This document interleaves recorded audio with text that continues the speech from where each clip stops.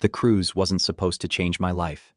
It was supposed to be 7 quiet days at sea with my son, his wife, and the granddaughter I barely got to see. I had my suitcase by the door, my old firehouse cap in my hand, and a foolish kind of hope in my chest. Then, my phone buzzed. "Dad, plans changed. Marissa wants this trip to be just real family." I read those words 3 times before they finally hit. Real family. I had raised Daniel alone, paid most of his mortgage, and even covered the cruise they were boarding without me. But what they didn't know was this: the house they called theirs still had my name on it. I stood in the living room with my suitcase beside the door, and the cruise documents folded in my jacket pocket, still staring at Daniel's message. Real family. Those 2 words hit harder than any insult Marissa had ever thrown at me. I was the man who buried his wife too young, worked 32 years in a firehouse, and raised Daniel alone after night shifts. Smoke in my hair and bills on the kitchen table. Yet, somehow, after all that, I had optional. It had been happening slowly. Sunday dinners stopped. Birthday invitations got lost. Marissa said I was too blunt, too old school, too intense around Lily. But when their kitchen remodel ran over budget, I wired the difference. When Daniel's truck died, I handed him my keys. When the mortgage fell behind, I paid without asking questions. Just 1 month after I covered the final payment on that house, my son told me I was not family enough to step onto a ship I helped pay for. Like a complete stranger. I didn't yell. I didn't call Daniel back. I carried my phone into my study, opened the old metal filing cabinet, and pulled out the blue folder that held every important paper tied to that house. The deed was exactly where I remembered it, with my name listed as primary owner. Behind it were years of transfer receipts, tax records, and mortgage payments, most of them made from my account. I stood there flipping through page after page, thinking about Marissa's tight little smile the last time I asked if I could take Lily out for her birthday. "We already have plans," she'd said, like I was a neighbor asking for a favor, not her husband's father. That was when it finally clicked. In their world, family meant whatever benefited them in the moment. I set the folder on my desk, took a slow breath, and called my attorney, Thomas Reed. I wanted facts, options, and a legal path forward before I let anger make decisions. The next morning, I sat across from Thomas Reed in a conference room that smelled like coffee and old paper. I slid the blue folder across the table without saying much. Thomas read the deed, the payment records, the tax receipts, then looked at me over his glasses. "Robert, legally, the house is yours. You can sell it without Daniel or Marissa's permission." I asked about their belongings. He said a licensed crew could remove everything, document it, and place it in storage with 30 days' notice. No shortcuts, no drama. Just procedure. By noon, I called a discreet real estate agent Thomas trusted. No sign in the yard, no gossip. Serious buyers only. Fast closing if possible. While Daniel and Marissa were already on the cruise, smiling in photos I refused to open twice, my banking app started lighting up. Couples massage, champagne package, private island excursion, steakhouse dinner. All charged to the credit card still linked to their reservation. For a minute, I just stared at the screen, feeling something colder than anger settle behind my ribs. They had removed me from the trip, but not from the bill. I froze the card, blocked their numbers, and sent one final instruction to Thomas: from now on, every word they wanted to say to me would go through his office. I was done being the quiet man who paid first and swallowed disrespect later for them again. 8 days later, the real estate agent called while I was fixing a loose hinge on the balcony door of my temporary motel room. "Mr. Whitaker, we have a cash buyer. Full price. They want to close immediately." I looked at the ocean beyond the parking lot and felt my hand tighten around the screwdriver. Full price. No begging, no arguing. Just an ending moving faster than Daniel and Marissa ever imagined. Thomas reviewed everything before I signed. The sale was clean, legal, and documented down to the last initial. A licensed moving crew entered the house under supervision, photographed each room, packed Daniel and Marissa's personal belongings, and delivered them to a storage facility paid for 30 days in advance. I made sure Lily's things were handled separately and gently. Her books, stuffed animals, drawings, and little pink rain boots went into labeled boxes. Whatever this was, I would not let a child's world be treated like trash. The closing finished 2 days before the cruise ship returned. I chose the possession date carefully. By the time Daniel and Marissa rolled their suitcases back up that driveway, the keys were already in the hands of the new owners. On the front door, Thomas had taped a letter on firm legal letterhead. It stated that the property had been legally sold, that all personal belongings were in secure storage, and that they had 30 days to retrieve them through his office. No direct contact, no negotiation on the porch, no emotional ambush. That same afternoon, I signed a short lease on a small beachfront apartment in Carolina Beach. It wasn't impressive. One bedroom, narrow kitchen, old floors that complained under my boots. But the windows faced the water. And for the first time in years, no one there could tell me I was too old school, too blunt, too intense, or not real family. I set my firehouse cap on the kitchen counter and stood listening to the waves like they were teaching me how to breathe again. The next morning, I made black coffee and turned my phone back on. 46 missed calls, 22 texts. Daniel sounded panicked in one message, furious in the next. Marissa called me vindictive, cruel, controlling. I read none of it twice. I forwarded everything to Thomas, then stepped onto the balcony barefoot. The sea was gray, calm, and endless. For the first time in a long time, I did not feel powerful. I felt free. Late that afternoon, Thomas called and said Daniel wanted to meet, face to face, to talk sense about the house. I agreed to one conversation, but only on my terms, Daniel alone. No Marissa. 10 o'clock tomorrow morning. Thomas's office. I would not meet privately where guilt could be used like a weapon again. The next morning, I shaved twice, put on a navy button-down, and fastened the old watch my wife had given me before Daniel was born. I arrived at Thomas's office 10 minutes early. When Daniel walked in, he looked hollowed out, unshaven, with the kind of eyes a man gets when sleep has stopped trusting him. "Dad," he said, sitting across from me, "how could you do this to us?" I folded my hands on the table. "I didn't do anything to you, Daniel. I exercised my legal rights over property that belongs to me. That was our home. No, it was a house in my name, with most of the mortgage and the last 3 years of taxes paid from my retirement." He rubbed his face. "We were going to pay you back. When? After the cruise, after the spa charges, after..." Marissa decided I wasn't real family. But my credit card still was. His mouth opened, then closed. Thomas slid a paper forward. "Your belongings are in storage. You have 30 days to retrieve them. Requests for extensions come through this office." Daniel stared at me. "Where are we supposed to live?" I stood slowly. "The same place I was supposed to stand while you sailed away without me. Somewhere else. You are adults. You will figure it out now." The meeting lasted under 20 minutes.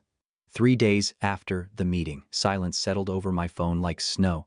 I kept Daniel and Marissa blocked, not out of cruelty, but because I knew one weak moment could drag me back into the same old role, the father who fixed everything, paid everything, forgave everything, and asked for nothing. The beachfront apartment was still half empty. A mattress, 2 plates, 1 coffee mug, and a folding chair on the balcony. It looked lonely, but it felt honest. I hung 3 photographs on the wall.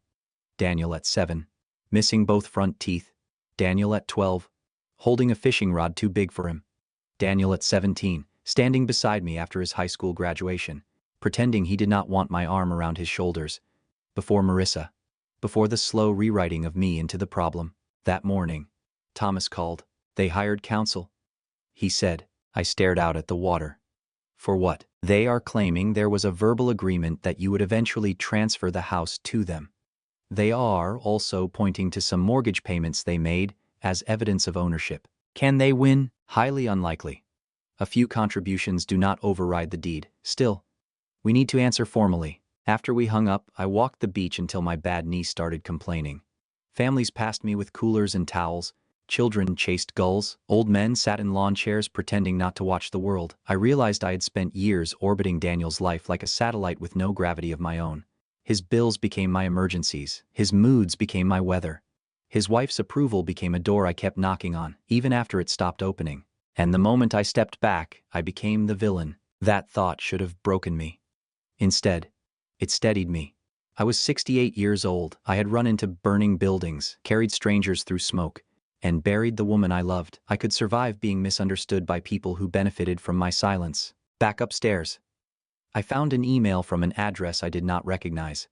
The subject line read, "Lily keeps asking for her grandpa." It was from Eleanor Grant, Marissa's mother. She wrote that Lily missed me, that the adults were angry. But a child should not lose a grandparent because grown people could not behave. I read the message twice. And for the first time that day, my chest hurt in a different way. I replied carefully, afraid hope could become another weapon in the wrong hands again. The next morning, I went to the local market because my refrigerator contained coffee, mustard, and one lonely apple. I was choosing tomatoes when someone said, "Bob Whitaker." I turned and saw Frank Mallory, a retired lieutenant from my old firehouse. His beard whiter, his shoulders still squared like he expected a bell to ring. We shook hands hard. "Heard you moved out here," he said. "Heard some other things, too," over coffee at a dockside diner.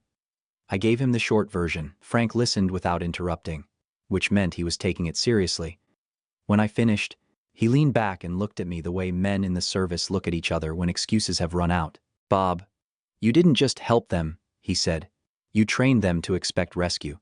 There's a word for that when people keep taking and still make you feel guilty for bleeding. Exploitation."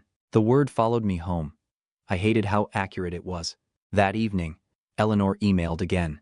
Daniel and Marissa had agreed Lily could visit, but only for 2 hours. Supervised by Eleanor. At first, my pride flared. Supervised. As if I were dangerous to my own granddaughter. Then I pictured Lily's small hand in mine and swallowed the insult. 2 hours was more than nothing. For 3 days, I prepared like a nervous rookie. I bought picture books, a bucket and shovel, and the chocolate chips Lily liked. The cookies came out a little burned around the edges, so I scraped the worst ones with a butter knife and arranged the good ones on a plate. I set a cushion on the balcony where she could see the water. Sunday arrived, bright and windy. When the doorbell rang, Eleanor stood there holding Lily's hand. My granddaughter looked up, blinked once, then broke into a run. "Grandpa," I got down on one knee, slower than I used to, and caught her against my chest. She smelled like sunscreen and strawberry shampoo. For a second, all the anger in me lost its shape. "There's my girl," I whispered. We read books, ate crooked cookies, and built a tiny sandcastle on the balcony table because the wind was too strong outside. Eleanor stayed quiet near the kitchen, giving us room. When Lily left, she hugged my neck and asked, "Can I come back, Grandpa?" I looked at Eleanor, then at Lily. "Anytime they let you, sweetheart." That answer cost more than I expected.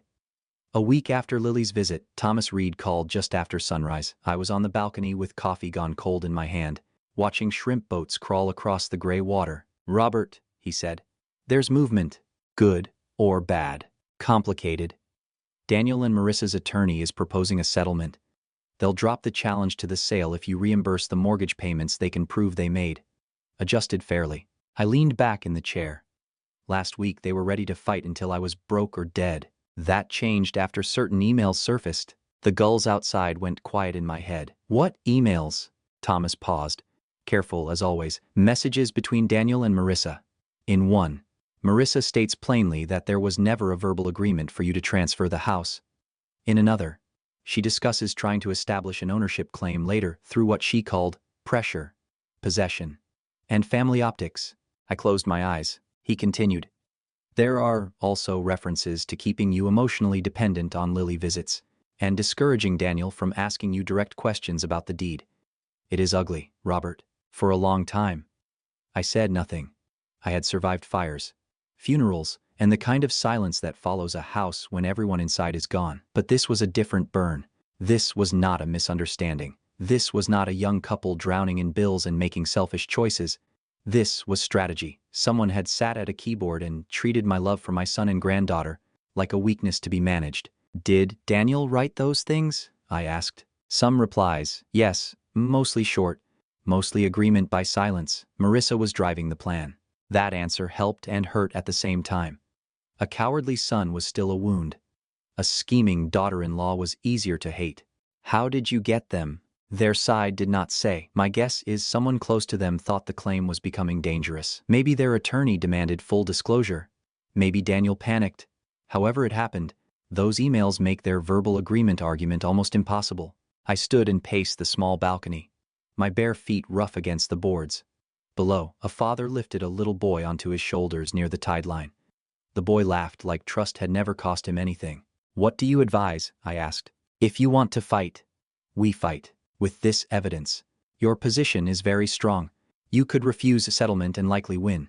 But litigation will take months, it will cost money, sleep, and whatever thread remains between you and Daniel." I looked toward the water. The ocean was moving in its patient way, taking and returning without explaining itself. "How much can they prove?" 162,000. Give or take final verification. Nowhere near what you paid, and nothing that creates ownership. The number landed hard, but not hard enough to change the truth. I had the money from the sale. I could keep every dollar and still sleep legally clean. But legally clean was not the same as morally whole. Pay it, I said. Thomas exhaled. You are sure? Reimburse what they can prove. Nothing more. No admission of ownership. No apology language. They acknowledge the sale was lawful and they drop every claim permanently. That is reasonable. It is not for them, I said. It is for me. I don't want Marissa telling Lily someday that Grandpa stole from her parents. I don't want Daniel hiding behind that excuse.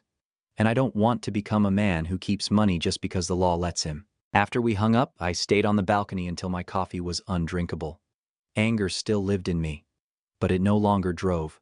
Pride did not either. What remained was something quieter and heavier dignity. That afternoon, Eleanor texted, Lily wants to know if Grandpa's cookies will be less burned next Sunday. I laughed for the first time all day. Maybe that was the real settlement, not peace with them, but peace with the man I still chose to be, finally alone. 3 days later, I sat in Thomas Reed's office signing documents until my hand cramped. The settlement, the reimbursement agreement, and a new education trust for Lily. The trust was locked tight. Daniel and Marissa could not touch it. When Lily turned 18, it would be there for college, trade school, or whatever future she chose. Thomas gathered the papers and gave me a rare smile. Now what? I leaned back, exhausted. I don't know. Now you live your life, Robert. On the way home, I stopped at a dealership and bought a used Navy Jeep I had admired for years but never justified. The salesman grinned. Gift for your son. I looked through the window at the ocean road waiting outside. No, I said, signing my name one more time. This one's for me. For the first time. That answer did not feel selfish. The Jeep changed the shape of my days. In the weeks after the settlement, I drove wherever the road looked quiet enough to forgive me. Some mornings I followed the coast with no destination. Other days I parked near the pier, drank black coffee, and watched fishermen argue. I was learning the luxury of moving at my own pace. No emergency calls from Daniel. No Marissa asking for help. No house that needed repairs for people who barely wanted me in it. Just salt air, a steering wheel under my hands, and the realization that being alone was not the same thing as being abandoned. Lily's Sunday visits became the best part of my week. Eleanor brought her regularly, sometimes staying for coffee, sometimes leaving us alone after confirming with Daniel. Lily and I built routines. We hunted for shells, fed quarters into the boardwalk arcade, and tried again with the cookies until they were only slightly overdone. She called my spare bedroom my beach room, though it had only a bed, books, and a stuffed turtle she named Captain Pickle. About a month after I signed the papers, Lily and I were building a sandcastle near the waterline when my phone rang. Daniel's name lit the screen. I stared at it longer than I should have. Grandpa, Lily said, patting wet sand into a tower. Your phone is yelling. I almost laughed. It does that. I stepped away and answered, Daniel. Dad. His voice sounded smaller than I remembered. Not weak, just stripped of confidence. I know I shouldn't call directly. The legal part is finished, I said. Say what you called to say. He breathed out. Thomas told me about Lily's education trust. It's for her. Not you. Not Marissa. I know. That's why I'm calling.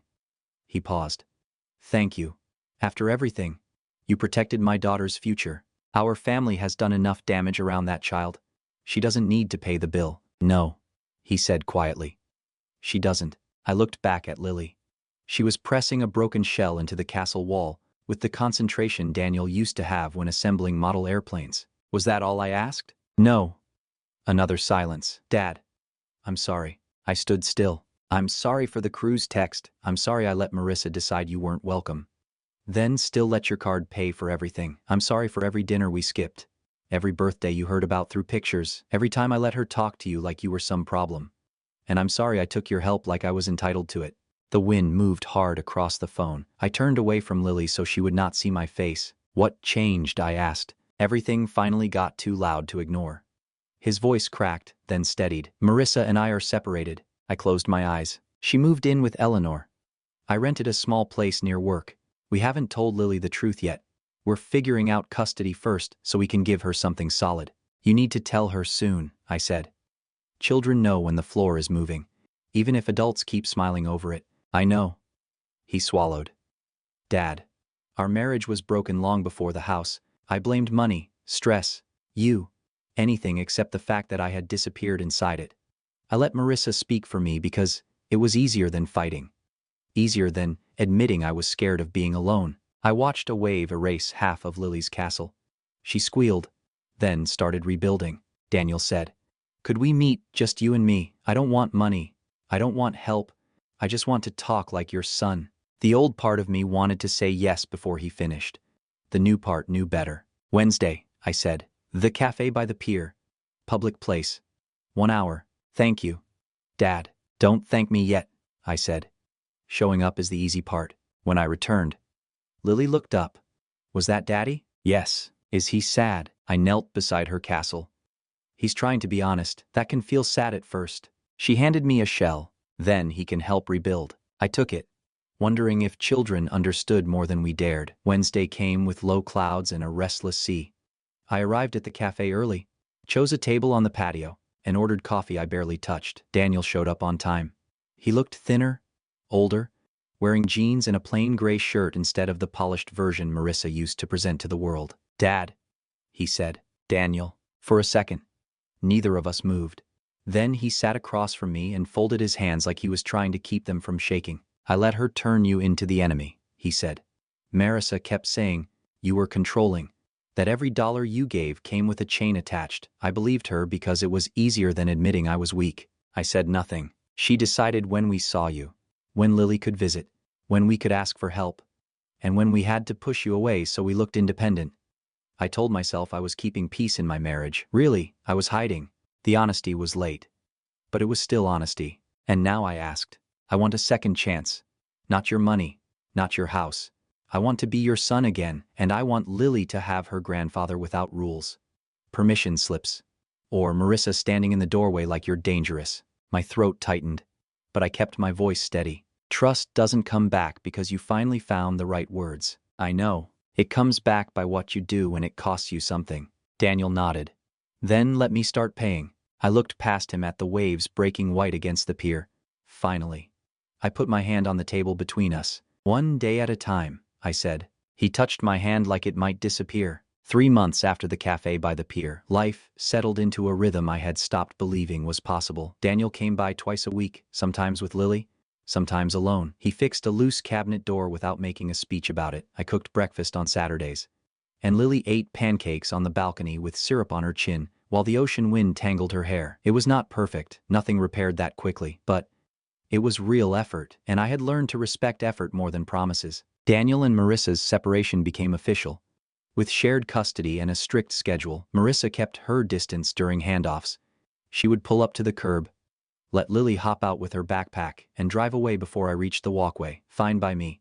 Peace did not require friendliness. One Sunday, while Lily watched cartoons in the living room and Daniel helped me make grilled cheese, he went quiet. "What is it?" I asked. He set down the spatula. "Marissa wants access to Lily's education trust." My hand stopped on the bread bag. "Access how?" "She says the money should be used now. She wants to move Lily into Brighton International Academy next fall. Says public school is beneath her potential. That trust is locked until Lily turns 18. "I know. I told her that. And she says as Lily's mother, she has the right to decide what education money gets used for." I studied his face, waiting for the old Daniel to appear, the one who would soften Marissa's demands until they sounded reasonable. He did not. "What do you think?" I asked. "I think Lily is happy where she is. Her teachers know her. She has friends. And honestly, Dad, Brighton is more about Marissa's image than Lily's needs." That answer landed quietly inside me. For once, my son was not asking me to rescue him from a problem he helped create. He was standing beside me in front of it. "Has she talked to a lawyer?" "She says she has options." 2 weeks later, Thomas called. His voice had that careful edge I had come to recognize. "Robert, Marissa has filed a petition to modify the education trust." I sat down slowly. "On what grounds?" "She claims the trust should serve Lily's current educational interests, and that preventing early use interferes with parental decision-making. She is requesting 30% released immediately for private school tuition." Can she win? Unlikely. The trust language is specific. Both parents signed it, and the funds are designated for post-secondary education after Lily turns 18. But we still have to respond. After I hung up, Daniel called first. "I'm sorry," he said. I looked toward the room where Lily was laughing at cartoons. "Don't be sorry," I said. "Be steady. This time, we protect her future together, without turning her into a prize in another adult war, and without letting anyone spend her tomorrow to polish their image today." By the time Marissa's petition landed, the fragile peace Daniel and I had built began to shake. 3 months earlier, he could barely look me in the eye across a cafe table. Now he was coming over on Saturdays, washing dishes without being asked, and letting Lily fall asleep against his shoulder on my balcony. It was precious. Then the education trust became Marissa's new battlefield. Thomas sent the formal response, reaffirming that the money was a purpose-specific gift for Lily's post-secondary education after 18. Daniel's attorney filed a similar statement from the custody side, saying he opposed any early release. For the first time in years, my son was not hiding behind somebody else's temper. We agreed to mediation because none of us wanted Lily's name dragged through a courtroom if there was another path. The meeting took place in a bland conference room with beige walls and a pitcher of water nobody touched. Marissa arrived in a blazer, hair perfect, face arranged into wounded motherhood. Her lawyer did most of the talking at first, explaining that Brighton International Academy would provide superior opportunities and that withholding funds was an unreasonable limitation on parental judgment. "The trust was created for college," Thomas said evenly. "Its terms are clear." Marissa leaned forward. "No, this is about control. Robert has always used money to control this family. First the house, now my daughter's education." Daniel's jaw tightened, but he kept his voice level. "Marissa, Lily is doing well where she is." "Because you have no standards," she snapped. "You've always been fine with less." I felt the old instinct rise in me, the need to protect Daniel from humiliation even when he had allowed mine. But I stayed quiet. He needed to stand on his own feet. He did. "This isn't about standards," he said. "It's about Lily. Not image, not punishment, not using her school to prove something to people who aren't raising her." Marissa looked at him as if betrayal had put on his face. The mediation ended without agreement. After that, the little cruelties started. Sunday visits suddenly conflicted with birthday parties I had never heard of. Lily had a stomachache 3 weekends in a row. Though Eleanor told me the child was fine, pickup times changed at the last minute. Backpacks arrived without jackets, favorite books, or the stuffed turtle Lily needed to sleep in her beach room. When I did see her, she was different. Still sweet, still bright, but watchful in a way no 5-year-old should be. She asked, before touching the cookie jar. She looked at Daniel before laughing too loudly. Once, while we were doing a puzzle on the floor, she held a blue piece in her hand and whispered, "Grandpa, are you and Mommy fighting because of me?" The question hit harder than Marissa's lawsuit. I set my piece down and lowered myself beside her. "No, sweetheart, never because of you. But Mommy said you don't want me to go to a good school." I took a slow breath. "I want you to have every good thing. Your school now is good. And when you're older, there is money saved so you can choose even more doors." "Then why is Mommy mad?" "Because adults sometimes dress pride up as love. Because your mother cannot tell the difference between opportunity and status. Because too many grown people use children as flags in wars they should have ended quietly." I said none of that. "Sometimes grown-ups disagree about timing," I told her. "But that disagreement belongs to us, not to you. You are not the reason. You are the person we are supposed to protect." She nodded. But children do not unhear what adults spill around them. That night, I called Daniel. He went silent when I told him. Then he said, "She's talking about the case in front of Lily." I told her not to. "She won't stop." "Then make it official," I said. "Ask your lawyer for an order. No discussion of the lawsuit around the child." "I will." The next morning, I called Eleanor. She answered like she had been waiting beside the phone. "I know," she said before I finished. "Marissa is going too far. She's making Lily feel responsible." There was a tired silence. "I'll speak to my daughter." "But Robert, she's bitter. She lost the house, the marriage, the image. Now she's trying to win something." "She can win her pride somewhere else," I said, "not with Lily's peace." For once, Eleanor did not defend her. Before the hearing, I asked permission to visit Lily's public school. I needed to see it with my own eyes, not through Marissa's ambition or my own resentment. The building was plain. Brick.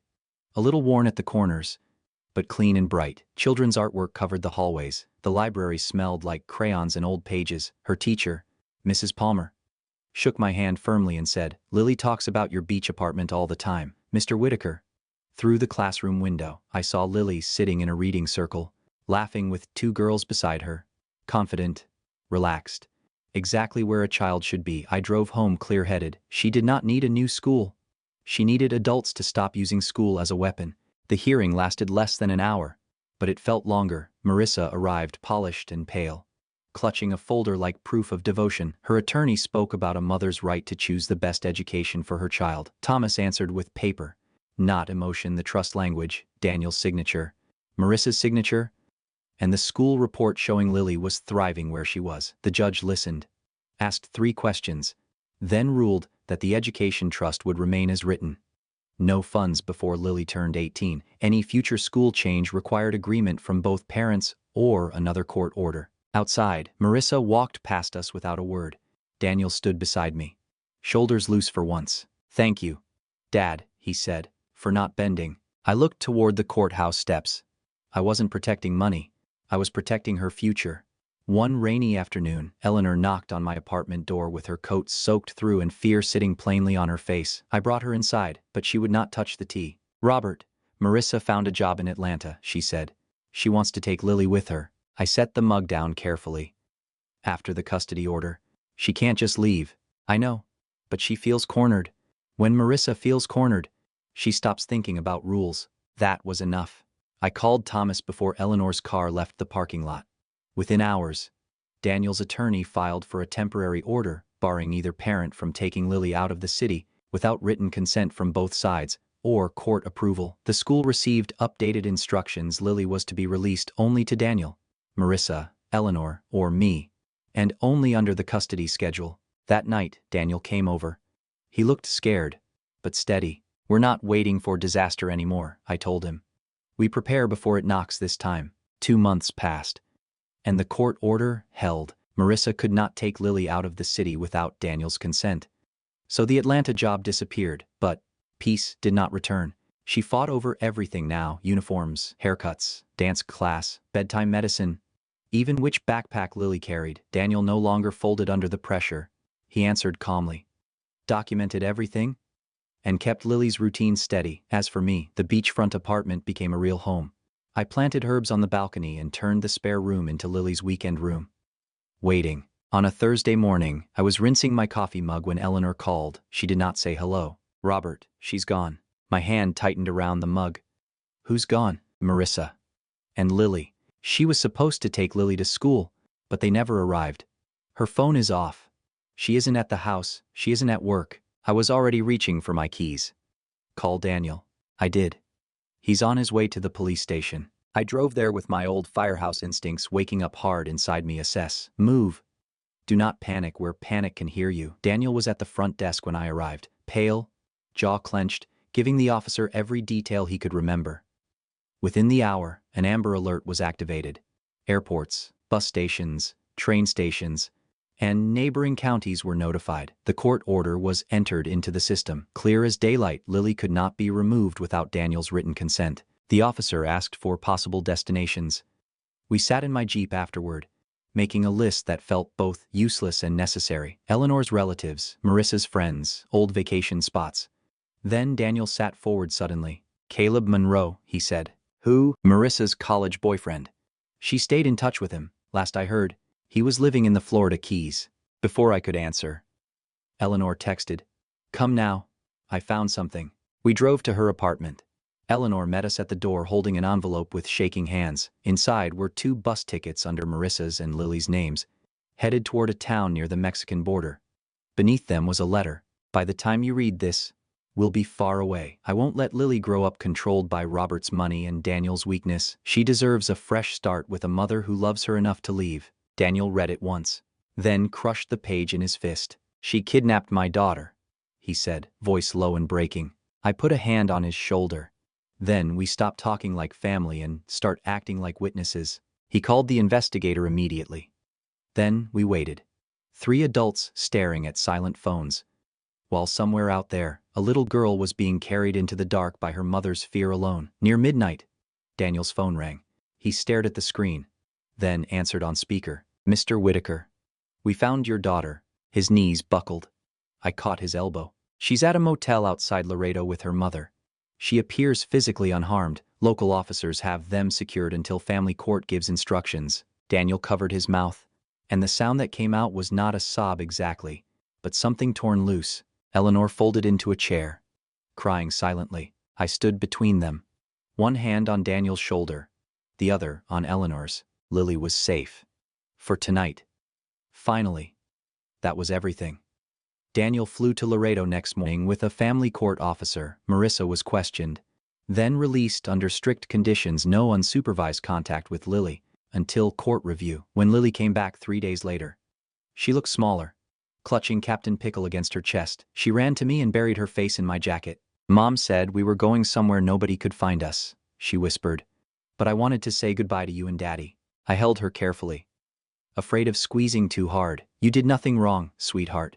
Sometimes grown-ups make terrible choices because they're scared or angry, but you're safe now. Behind her, Daniel stood silent, understanding that protecting Lily meant protecting her from the woman he once defended. 6 months after the Laredo nightmare, our lives looked nothing like the life we had lost, and maybe that was the point. Lily lived mostly with Daniel now in a 2-bedroom apartment 3 blocks from my building. It was not fancy, but it was steady. I picked her up from school 3 afternoons a week, made grilled cheese or peanut butter sandwiches, helped with sight words, and kept her until Daniel finished work. Marissa lost joint custody for the time being. Her visits were supervised, tied to family therapy, and Eleanor handled many of them because Lily still needed her mother, but she also needed safety. To Eleanor's credit, she never made excuses. She showed up, tired and heartbroken, and chose the child over pride. Daniel changed in ways I could see. He documented schedules, answered calmly, cooked simple dinners, and stopped apologizing for having boundaries. Sometimes I caught him watching Lily sleep with a fear I recognized, the fear of a parent who understands how close he came to losing everything. One Sunday, while Lily hunted shells below my balcony, Daniel asked, "Dad, do you regret selling the house?" I looked at the ocean before answering. "No," I said. "It hurt. It burned through all of us. But if I hadn't done it, we'd still be trapped. You in a marriage that was eating you alive. Me paying bills to buy a place at a table where I wasn't wanted. Lily growing up thinking love means control." Daniel nodded, eyes on his daughter. "I hate that it took that much," he said. "So do I. But sometimes a fire has to expose the rot before anyone admits the house was already unsafe." Below us, Lily waved both arms, calling for us to see her newest castle. Daniel stood first, then helped me up. For once, we were walking toward her together again. As sunset stained the water copper, Lily pulled Daniel and me toward the sandcastle she had been guarding all afternoon. "Look," she said, pointing with a shell. "This room is for Daddy, this one is for Grandpa, and this one is for Mommy when she's ready." Daniel went quiet beside me. I squeezed Lily's hand. It wasn't a perfect family she had built, but it had doors, space, and healthy boundaries. As we close Robert's story, I keep thinking about that word, home. It was never the house, the mortgage, or the name on a deed. Home is the place where love has respect, where help is not turned into entitlement, and where boundaries protect the people we claim to cherish. I did not beat Daniel or Marissa. I stopped losing myself to keep them comfortable. Daniel learned that silence can be betrayal. Lily found safety in adults who finally chose her over pride, and Marissa had to face the cracks she kept blaming on everyone else. So tell me, what boundary saved love in your family? If you were Robert, what would you have done then?